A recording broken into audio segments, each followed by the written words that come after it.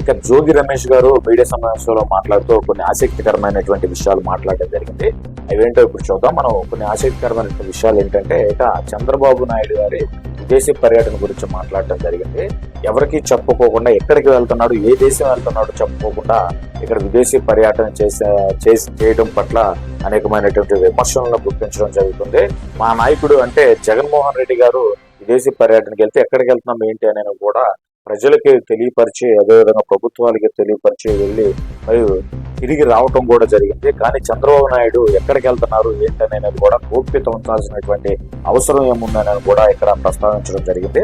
అదేవిధంగా అదే క్రమంలో చంద్రబాబు నాయుడు గారు తన మరి అవినీతి సొమ్మును దాచుకోవడానికి విదేశాలకు వెళ్ళాడా, లేకపోతే వైద్యం చేయించుకోవడానికి విదేశాలకు వెళ్ళాడా తెలియపరచాల్సిన బాధ్యత ప్రధాన ప్రతిపక్ష నాయకుడిగా ఉందని కూడా ఇక్కడ జోగి రమేష్ గారు విమర్శించారు. అదేవిధంగా ఇంకా కొన్ని ఆసక్తికరమైన విషయాలు చూసుకున్నట్లయితే ఇక ఏబి వెంకటేశ్వరరావుపై ఇక కొన్ని విషయాలను మాట్లాడడం జరిగింది. ఏబి వెంకటేశ్వరరావు అనే వ్యక్తి టీడీపీ గవర్నమెంట్ లో ఉన్నప్పుడు అనేకమైనటువంటి ఆరోపణలు ఎదుర్కొన్నటువంటి వ్యక్తి. అదేవిధంగా సెంటర్ లో ఉన్నటువంటి హోంశాఖ నుంచి కూడా ఈయన ఆరోపణలో మరి ఒక సిట్ ని ఏర్పాటు కూడా చేసి వీళ్ళని ఆరోపణలో మరి చేర్చడం జరిగింది అని కూడా తెలియపరిచారు.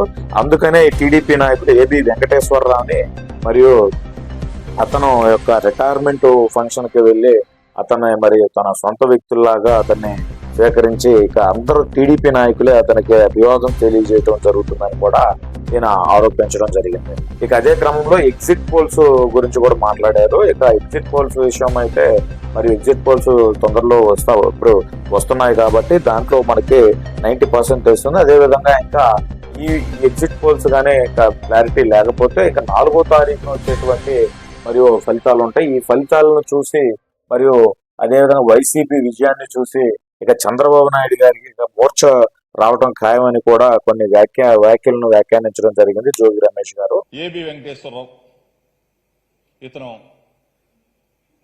రిటైర్డ్ అయిన సందర్భంలో తెలుగుదేశం పార్టీ మొత్తం కూడా వెళ్ళిపోయి ఇతనికి సన్మానం చేయటం, ఇతనికి దండలేయటం, ఇతను కౌగులించుకోవటం, ఇతన్ని ఊరేగించడం, ఇవన్నీ కూడా మనం చూసాం. ఏమయ్యా పెద్ద మనిషి, నువ్వు తెలుగుదేశం పార్టీ తొత్తు కదా, తెలుగుదేశం పార్టీ తొత్తు కాబట్టే కదా నువ్వు నీ మీద ఉన్న అభియోగాలు కేంద్ర ఇంటెలిజెన్స్ కూడా నీ మీద అభియోగాలు ఏబి వెంకటేశ్వరరావు పాత్ర ఉంది అని చెప్పేసి నిఘా విభాగంలో పరికరాల కొనుగోలులో ఏబి వెంకటేశ్వరరావు పాత్ర ఉంది అని చెప్పేసి నిన్ను నిర్ధారించారా లేదా? సాక్షాత్తు కేంద్ర హోంమంత్రి హోంశాఖ అనుమతించిన మాట, నీ మీద విచారణకు అనుమతించిన మాట వాస్తవం కాదా? ఇవన్నీ కూడా ఒక ముద్రేసుకొని, తెలుగుదేశం పార్టీ ముద్రేసుకొని నువ్వు ఏ విధంగా ఒక పోలీస్ అధికారిగా నీ ఒంటి మీద బట్టేమో కాకిద వచ్చేమో, నీ మొత్తం కూడా లోపలంతా కూడా ఎల్లు.